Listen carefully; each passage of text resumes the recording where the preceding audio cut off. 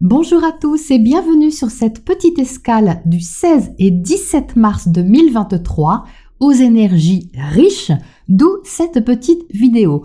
Donc on y va, d'autant plus que sur ces 2 jours, on n'a pas un aspect intéressant, ni 2, ni 3, mais 4, enfin 5 même, bref, de quoi se pencher sur la question. Alors, premier aspect, on a une triple conjonction Soleil, Mercure, Neptune en Poisson. C'est un rendez-vous important pour ces 3 planètes, pas forcément évident en Poisson. Pourquoi ? Eh bien, parce que Mercure est une planète de communication, de raisonnement et d'expression. Ce qu'il veut, c'est discuter, échanger, apprendre, comprendre. Et en Poisson, on n'est pas trop dans ce type de communication, mais davantage dans le silence, dans la compréhension intuitive. Conjoint à Neptune, planète du rêve, de l'idéal, de l'imagination, on pense davantage les mots, M-A-U-X, avec autre chose que la logique. Donc c'est excellent pour l'artistique, la spiritualité, la créativité en solitaire ou toute forme d'expression qui apaise l'esprit et permettent aussi de rêver, de s'évader. Quant au Soleil, planète d'extraversion, de rayonnement, de clarté, son énergie en Poisson est orientée sur un but plus intérieur qu'extérieur, même si on peut mettre quand même cette énergie au service d'une grande cause, de façon désintéressée par exemple. Donc c'est tout l'un ou tout l'autre, soit on se fond dans la masse qu'est ce monde en donnant le meilleur de soi pour y contribuer, soit on est dans l'évasion totale, préférant être dans sa bulle. Qu'on soit d'un côté ou de l'autre, cette combinaison apporte une clarté inhabituelle dans un secteur de notre vie secret ou intériorisé. Qu'est-ce qu'on peut intérioriser ? Eh bien nos rêves, nos fantasmes, mais aussi nos souffrances, nos dépendances, nos vagues à l'âme. Il peut donc y avoir une lumineuse prise de conscience autour de cette journée. Soudain, une lumière s'allume en nous, on capte, peut-être même sans le dire, une information qui nous touche, une conversation qui nous éclaire ou une idée qui nous inspire. Ou alors on met le doigt sur quelque chose, une partie de nous peut être endormie ou cachée, qui nécessite d'être guérie ou pardonnée. Encore faut-il qu'on accepte de la regarder, cette partie, de la ressentir sans projeter sur l'autre ou les autres l'attente d'être sauvé.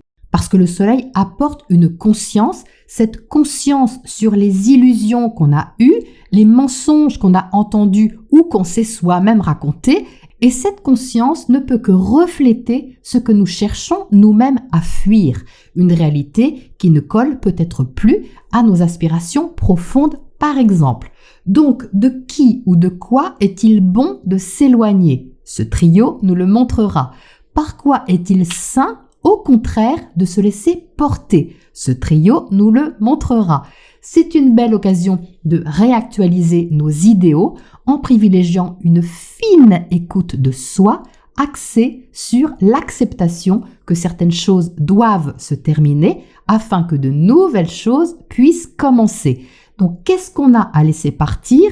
Que ce soit la totalité de quelque chose ou une partie, ça ne concerne pas forcément la chose en question, mais les attentes ou la dépendance qu'on avait par rapport à cette chose. Deuxième aspect, Mars, planète de l'action, est en carré à cette triple conjonction et il envoie une réactivité par rapport à cette énergie-là. Alors que dit Mars en Gémeaux ? Eh bien, il dit « Allez, on se bouge là, on y va !» Alors que cette triple conjonction dit « Chut, écoute !» Alors évidemment, ce sont des énergies très différentes et il y a plusieurs possibilités de co-créer avec ces aspects.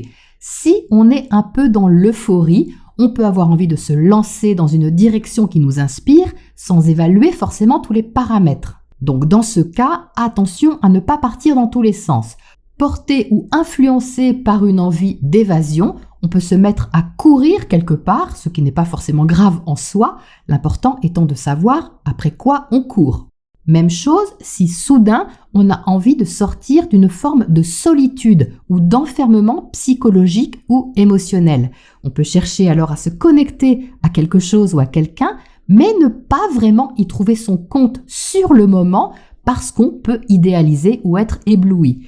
On peut vouloir percer notre propre bulle ou vouloir percer celle de l'autre. Ça peut aller dans les deux sens. Autre possibilité, un besoin spontané d'être le héros ou l'héroïne d'une belle histoire. Le carré Mars-Neptune a un petit goût de sauveur, mais ne nous y trompons pas, si nous faisons quelque chose pour l'autre ou les autres, gardons-le simplement pour nous-mêmes, sans avertir tous les journaux de la planète de notre grandeur d'âme. On pourrait être déçus. Donc, comment utiliser au mieux cette énergie-là? Eh bien, en faisant un premier pas très conscient vers quelque chose qui nous inspire, sans être dans l'attente, la dépendance ou le contrôle sur un résultat souhaité. C'est-à-dire qu'ici, il ne s'agit pas de maîtriser une situation extérieure, de maîtriser un événement, mais d'être dans la maîtrise de soi, le plus possible en tout cas. Parallèlement à ça, troisième aspect, on a un autre carré, celui de Vénus à Pluton. Tous les deux sont à 29 degrés, ce fameux degré anarétique, critique, qui invite à clôturer un cycle. Vénus est ici en Bélier, elle est donc chez Mars. On a pu avoir une envie de nouveauté ou de plus d'indépendance ces derniers jours au niveau affectif, créatif ou matériel et avoir peut-être affirmé notre valeur de façon plus ouverte. En passant au carré de Pluton, planète de la transformation qui va très bientôt quitter le Capricorne, on prend une sorte de risque, celui d'être soi-même. Alors même si Vénus est une planète de douceur, d'amour, de beauté, d'harmonie, dans cette position, une partie de nous peut dire « je fais ce que je veux et je veux ça », que ça plaise ou non. Alors c'est très difficile pour Vénus de dire que ça plaise ou non, parce que Vénus a besoin de plaire, c'est une partie de nous qui a besoin d'aimer et d'être aimée, alors qu'ici, elle nous invite à nous détacher d'une emprise, d'un blocage ou même d'anciennes peurs liées à des habitudes bien ancrées. Et ce qui est bien ancré, justement, demande à se détacher pour aller s'ancrer ailleurs ou d'une autre manière. L'univers nous parle ici de jeter l'encre. Pour certains, ce sera symbolique, pour d'autres, ce sera de jeter l'encre sur le papier peut-être. Mais attention au papier, parce que le papier peut être mouillé. Quoi qu'il en soit, le moment mérite qu'on s'y arrête pour voir à quoi on était amarré d'une façon ou d'une autre. Et donc, à quel endroit de notre vie est-il utile de lever l'encre pour aller la jeter ailleurs, et ce, pour notre guérison ou libération intérieure et émotionnelle. Il y a comme un déplacement d'énergie, si vous voulez. Et je vous dis ça parce que juste après son carré à Pluton, cette émancipation, cette prise de risque, Vénus entre en Taureau, un signe qu'elle adore, où elle va pouvoir profiter calmement et sereinement des choses simples. Mais il y a un prix à payer avant, peut-être ce que nous osons libérer.